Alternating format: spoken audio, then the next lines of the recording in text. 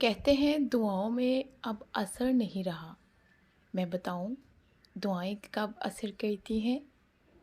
جب انہیں صبر کی مہر لگا دی جائے۔ صبر یہ نہیں کہ اللہ سے مانگنا ہی چھوڑ دو۔ صبر تو یہ ہے کہ لوگوں سے کہنا چھوڑ دو۔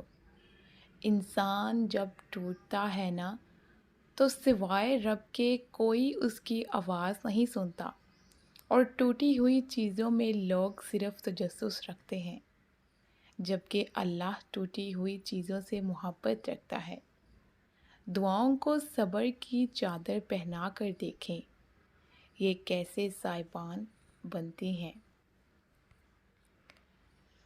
جب آپ یقین رکھیں گے دعا مانگنے کے بعد، تو یقیناً آپ کا یقین کن میں بدل جائے گا۔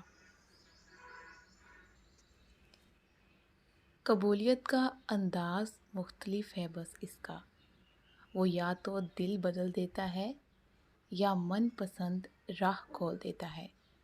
وہ معاف کر دیتا ہے، وہ تھام لیتا ہے، وہ تڑپتے دل سے نکلنے والی دعائیں کبھی رد نہیں کرتا۔ اللہ پہ یقین کرنے والوں کے لیے کچھ بھی ناممکن نہیں ہوتا، کیونکہ وہ جانتے ہیں بے شک اللہ ہر چیز پر قدرت رکھنے والا ہے۔ کبھی سوچا ہے اگر اللہ کا دعا قبول نہ کرنی ہوتی تو وہ بلا وجہ تمہارے دل کو ایک ہی دعا پر کیوں روک دیتا؟ اگر قبول نہ ہونی ہوتی تو اللہ تمہارا دل بدل بھی تو سکتا تھا۔